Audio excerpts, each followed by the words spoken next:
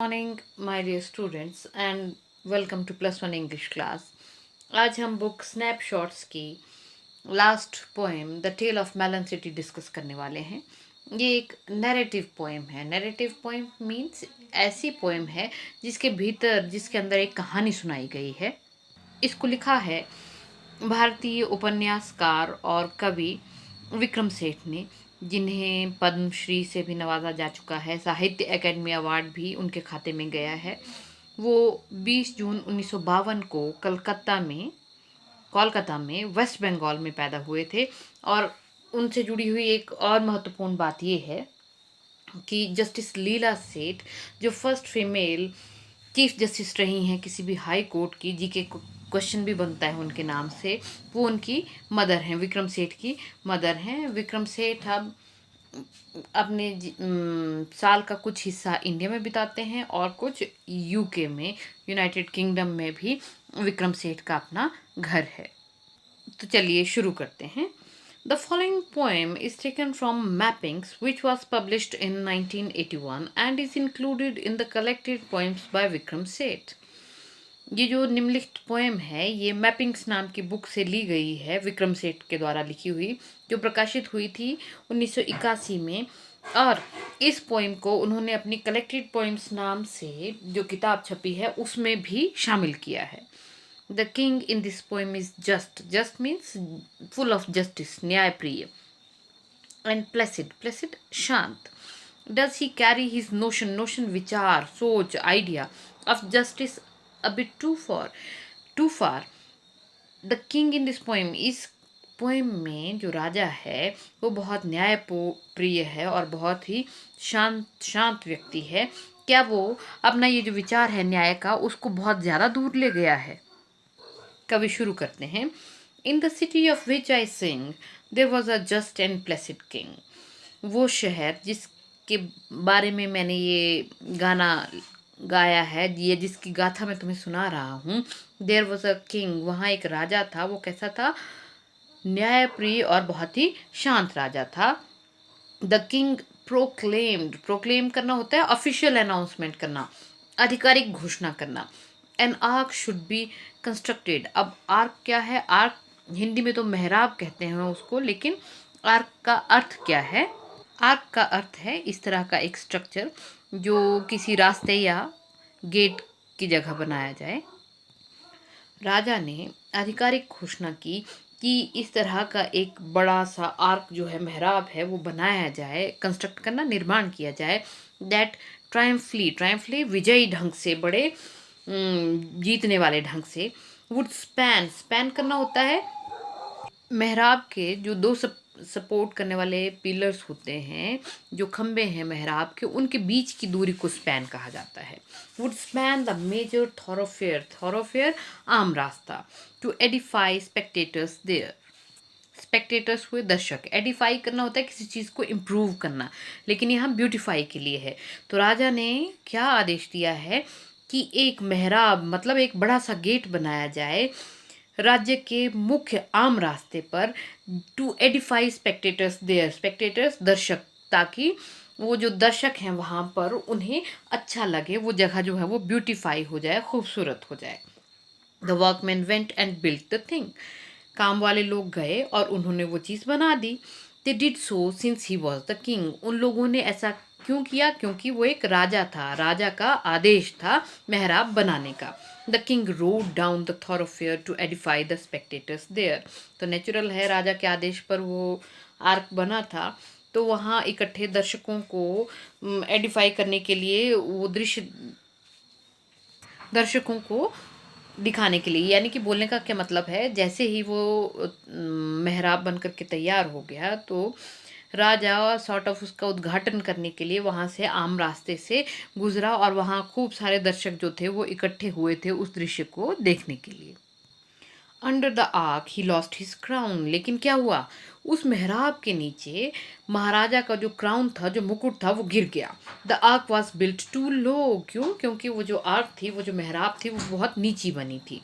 अब फ्राउन ऐसे घूरना होता है, लेकिन यहाँ पर है गुस्से वाली अभिव्यक्ति।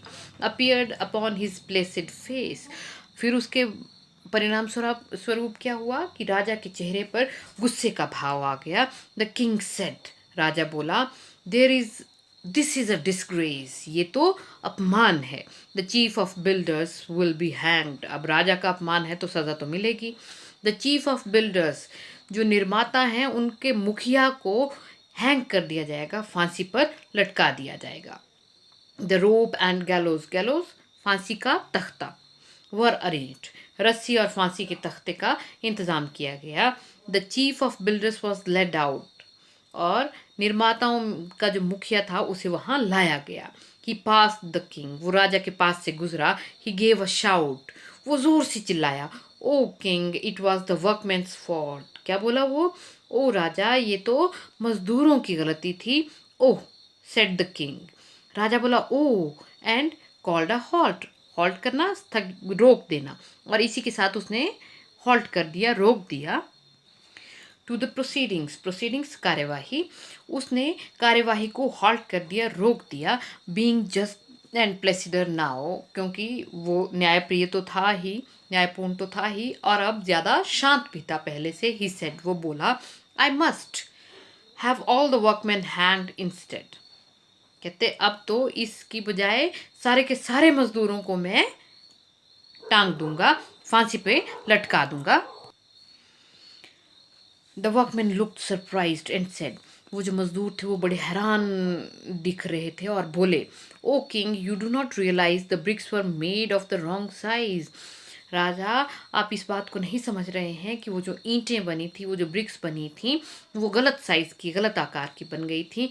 सम्मन द मैसन्स, मैसन्स राजमिस्त्री जो होता है, मिस्त्री, summon the masons said the king, राजा का आदेश आया, मिस्त्रियों को बुलाओ। The mason stood there quivering, quiver करना, शिवर करना, कांपना, और वो जो मिस्त्री थे वो आकर के वहां कांपते हुए खड़े हो गए। It was the architect, architect वास्तुकार, वास्तुकार मीन्स जो डिजाइन बनाता है किसी भी स्ट्रक्चर का। They said the architect was summoned, उन लोगों ने, मिस्त्रियों ने क्या कहा कि किसकी जिम्मेदारी थी, किसकी वजह से ये सब गड़बड़ हुई है, वास्तुकार की वजह से, और तुरंत वास्तुकार को सम्मन किया गया, बुलाया गया। Well architect, said his majesty, I do ordained, ordained करना, आदेश देना, दैट यू शिल बी हैंग्ड, कहते ठीक है वास्तुकार, मैं, हिज मेजेस्टी महाराज अधिराज बोले, ठीक है वास्तुकार, आई डू ऑर्डेन, मैं आदेश देता हूँ कि तुम्हें फांसी पर लटका दिया जाए। Said the architect, O king you have forgotten one small thing, कहते ओ राजा, आर्किटेक्ट बोलता है, ओ राजा आप एक छोटी सी बात भूल रहे हैं। You made certain amendments to the plans when I showed them to you, क्या बात भूल रहे हैं कि आप ही ने वो योजना जब मैंने आपको दिखाई थी मेहराब की, जब उस समय आप ही ने कुछ सुधार, कुछ अमेंडमेंट्स उसमें किए थे। द किंग हर्ड दिस, राजा ने ये सब सुना। द किंग वॉज रेड, ऐसा सुन करके राजा जो है वो गुस्से से तमतमा गया। In fact he nearly lost his head, कहते अब तो वाकई में ही लॉस्ट हिज हेड, उसकी समझ ही खत्म हो गई, उसको कुछ भी समझ नहीं आ रहा था। But being just and placid king, लेकिन एक न्यायप्रिय और शांत राजा होने के कारण he said, this is a tricky thing, tricky बहुत ही पेचीदा, कॉम्प्लिकेटेड, ये तो एक बहुत ही पेचीदा बात हो गई है। I need some counsel, counsel परामर्श, मुझे कुछ परामर्श चाहिए। Bring to me the wisest man in this country, मेरे पास इस देश के सबसे बुद्धिमान व्यक्ति को लेकर के आओ। The wisest man was found and brought, तो राजा का आदेश था तो सबसे बुद्धिमान व्यक्ति को ढूंढा गया और लाया गया। ने ने ओल्ड इंग्लिश में नो को कहते हैं। Carried to the royal court, कहते लाया नहीं गया, उठा करके लाया गया राज दरबार में। ऐसा क्या हो गया है कि उस बुद्धिमान व्यक्ति को उठा करके लाना पड़ा है। He could not walk and could not see, इसलिए उठा करके लाना पड़ा है क्योंकि ना तो वो आदमी चल सकता था ना देख सकता था। सो ओल्ड, इतना बूढ़ा था, मतलब बुढ़ापे के कारण उस व्यक्ति की ऐसी हालत थी, ना वो चल सकता था ना देख सकता था। एंड देयर फॉर वाइज, और इसीलिए उसको राजा के कामगारों ने सबसे बुद्धिमान माना और उसको उठा करके ले आए, मतलब जो सबसे बूढ़ा है वो सबसे बुद्धिमान है। बट इन अ क्वेवरिंग वॉइस, क्वेवरिंग कांपती हुई आवाज़, जब कांपती है उसको क्वेवर करना कहते हैं, voice he said the culprits must be punished. लेकिन कांपती हुई आवाज़ में वो बोला the culprit must be punished, कि अपराधियों को सज़ा होनी ही चाहिए। Truly the arch it was that bank, bank करना टकराना, the crown of and it must be hang. तो सबसे बुद्धिमान व्यक्ति क्या बोला है, कहते सच बात तो ये है कि ये जो मेहराब है इसी ने टकरा करके मुकुट को फेंका है और इस मेहराब को ही फांसी पर टांग देना चाहिए। To the scaffold the arch was laid when suddenly a counsellor said. और वो कितने मूर्ख हैं, राजा भी महामूर्ख है, वो उस आर्क को उठवा करके ले आए हैं फांसी के तख्ते तक। स्कैफोल्ड फांसी का तख्ता, उस आर्क को, उस मेहराब को फांसी के तख्ते के पास लाया गया। वन सडनली, तभी अचानक एक काउंसलर, एक परामर्शदाता जो है, मंत्री जो है, वो बोला how can we hang so shamefully, what touched your head your majesty. महाराजा धीराज, जिस चीज़ ने आपके सिर को छुआ है उस चीज़ को हम इतने लज्जाजनक ढंग से फांसी कैसे दे सकते हैं, मतलब अब मेहराब को भी फांसी नहीं होगी। True mused the king, muse का ना सोचना, राजा ने भी सोचते हुए कहा हाँ ये तो सच है।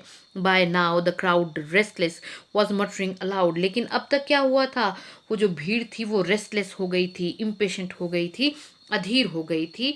वॉज मटरिंग, मटर करना बड़बड़ाना, और अब जोर जोर से बोलने लगे थे वो वहां पर इकट्ठे हुए लोग। The king perceived their mood, perceive करना समझ जाना, रियलाइज करना, देयर मूड एंड ट्रेम्बल्ड। राजा उनके मूड को, उनके उस समय जो मनोवृत्ति चल रही थी उसको समझ गया, और एंड ट्रेम्बल्ड, और कांप गया।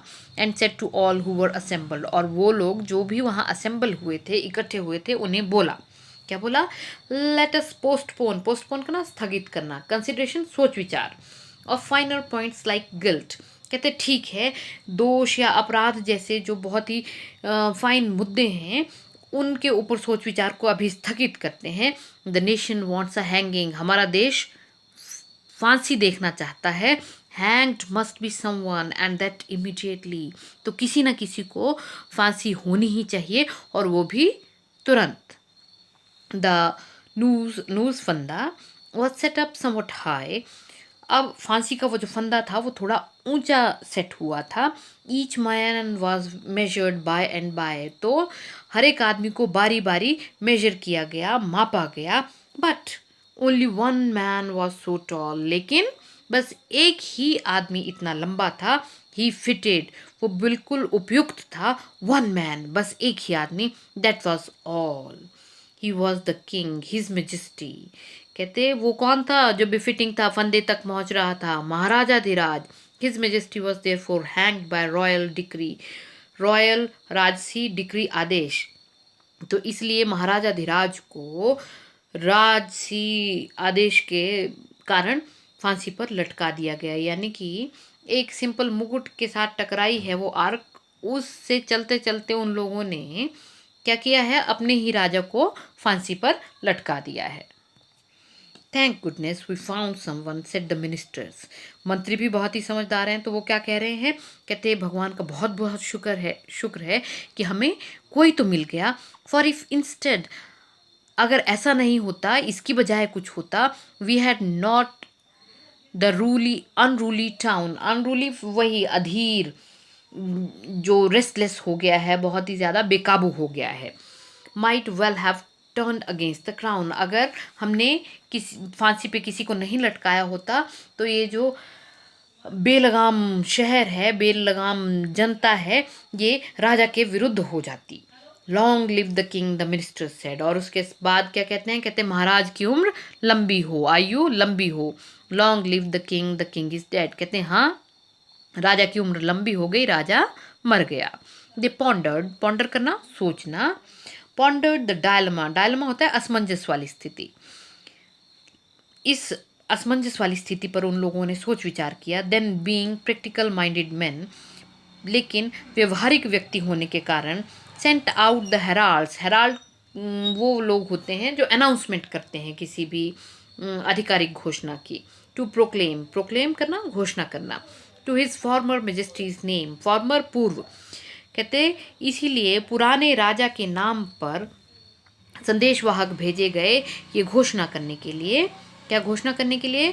The next to pass the city gate will choose the ruler of our state. क्या घोषणा की गई कि अगला व्यक्ति जो भी शहर के गेट में से होकर के गुजरेगा वही इस राज्य का राजा चुनेगा।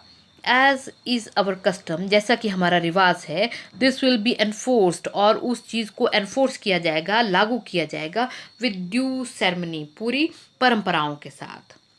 अ man pass by the city gate, ठीक है, एक आदमी निकला सिटी गेट के पास से। एन इडियट, और वो कैसा आदमी था? पागल था, मंदबुद्धि था। द गार्ड्स क्राइड, पहरेदार चिल्लाए, वेट, रुक जाओ। Who is to be the king, decide, राजा कौन बनेगा, डिसाइड करो, निर्णय लो।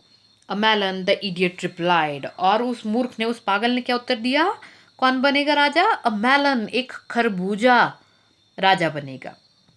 This was his standard answer to all question he like melons। क्यों? क्योंकि वो जो पागल आदमी था वो हर बात का स्टैंडर्ड जवाब एक ही दिया करता था। जो भी उससे पूछो उसका जवाब में वो हमेशा खरबूजा ही कहता था। क्यों? क्योंकि उसको खरबूजे बहुत ज़्यादा पसंद थे। तो आज जब राजा बनाने की बारी आई है तब भी उसने क्या कहा है कि खरबूजे को राजा बनाया दिया जाए। You are now our king, the minister said. अब मंत्री बोले हैं, अब आप हमारे राजा हैं। क्राउनिंग अ मैलन, मंत्री भी बहुत ही बुद्धिमान है। एक मैलन को, एक खरबूजे को मुकुट पहनाते हुए बोलते हैं कि महाराज आज से आप हमारे राजा हैं। Then they led carried the melon to the throne, और ऐसा बोल करके वो एक खरबूजे को थ्रोन पर, सिंहासन पर ले गए। एंड रेवरेंटली, रेवरेंटली बहुत सम्मान के साथ, सेट इट डाउन, बड़े ही सम्मान के साथ उन्होंने उस खरबूजे को सिंहासन के ऊपर रख दिया। This happened years and years ago, ये घटना सालों, बहुत सालों पहले हुई थी। When now you ask the people, लेकिन जब अब आप लोगों को पूछते हैं, so your king appears to be a melon, कहते ये तो घटना सालों पहले हुई है, लेकिन आज भी अगर हम लोगों से पूछें कि तुम्हारा ये जो राजा है ये खरबूजा ही लगता है, हाउ डिड दिस हैपन, तो ये सब हुआ कैसे? दिससे वो कहते हैं, well on account, on account के कारण, ऑफ कस्टमरी, कस्टमरी रिवाज, चॉइस, कहते ये सब इसलिए हुआ क्योंकि इसी तरह की चॉइस, इसी तरह का चुनाव करने का हमारे यहाँ रिवाज है। If his majesty rejoice, rejoice होना, खुश होना, एंजॉय करना, कहते अगर हमारे महाराज खुश हैं तो इन बीइंग अ मेलन, एक खरबूजा होने में भी, दैट्स ओके, तो ठीक है। With us for who we are to say, हम लोगों के साथ वो स्थिति भी ठीक है क्योंकि हम कुछ भी कहने वाले कौन होते हैं। यहाँ पर कवि वर्तमान राजनीतिक परिदृश्य के बारे में कह रहा है कि ये जो खरबूजे को कभी राजा बनाया गया था ये तो सालों पहले घटी थी बात, लेकिन आज भी लोगों को पूछा जाए कि तुम लोगों ने एक खरबूजे को या एक मूर्ख व्यक्ति को अपना राजा क्यों चुन रखा है, तो लोग कहते हैं कि ठीक है, ऐसा ही रिवाज है, हमने भी चुन दिया है, और जब तक राजा खुश है, हमें कोई परेशानी नहीं दे रहा है, तो हमें भी क्या दिक्कत है उससे। What he should be as long as he leaves us in peace and liberty, कहते इससे हमें क्या फ़र्क पड़ता है कि वो खरबूजा है या कोई और है, तब तक जब तक हमें वो शांति से और स्वतंत्रता से नहीं रहने देता। The principles of laces fair, laces fair ये एक फ्रेंच टर्म है जिसका अर्थ है लीव अलोन, मतलब अकेले छोड़ देना, और इस टर्म का इस्तेमाल आमतौर पर इस चीज़ के लिए होता था कि गवर्नमेंट जब तक आम लोगों के काम में इंटरफियर नहीं करेगी तब तक वो काम बेहतर होता रहेगा। विशेष तौर पर इकॉनमी के लिए था, मतलब जब तक राजा देश की अर्थव्यवस्था में इंटरफियर नहीं करता है तब तक अर्थव्यवस्था बढ़िया रहेगी, ऐसा कहना है इस टर्म का। तो अब कवि क्या कह रहा है कि ऐसे लगता है कि राजा के इंटरफियर ना करने का जो सिद्धांत है, हस्तक्षेप ना करने का जो सिद्धांत है, वो यहाँ पर seems to be well established there, वो लगता है कि ऐसे राज्य में अच्छे से स्थापित हुआ सिद्धांत है, माना गया सिद्धांत है। बोलने का क्या मतलब है कि आम तौर पर अब हम लोगों ने राजनीति में इसी चीज़ को मान लिया है कि जब तक राजा हमारे कामों में इंटरफियर नहीं करेगा तब तक हमें कोई परेशानी नहीं है, चाहे राजा कोई मूर्ख व्यक्ति ही क्यों ना हो या बड़ा ही स्वार्थी व्यक्ति ही क्यों ना हो। इसी के साथ हमारी ये पोएम जो है वो ये उसकी एक्सप्लेनेशन फिनिश हो गई है। इस मॉड्यूल को फिनिश करने से पहले एक नज़र वर्ड मीनिंग्स पर। नोशन एन आइडिया, विचार, धारणा। प्लेसिड, काम, शांत। Proclaim, to make official announcement. Span, distance between the sports of arch. Triumphantly, celebrating victory. Thoroughfare, public road, path. Edify, improve upon. Gallows, फांसी का तख्ता. Proceedings, events that happen, कार्यवाही. Architect, who designs building, वास्तुकार. Amendments, a small change to improve. Quivering, shake, tremble while speaking. Muse, ponder, to think. Restless, impatient, adhere. Perceive, to realize something, bodh hona, ज्ञान होना.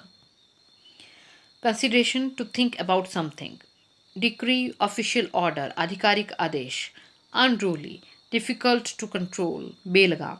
Ponder, to think about something. Dilemma, असमंजस. Herald, person who make announcement. Laissez-faire, French term which means leave alone. The less government is involved in business, the better will be business. Thank you.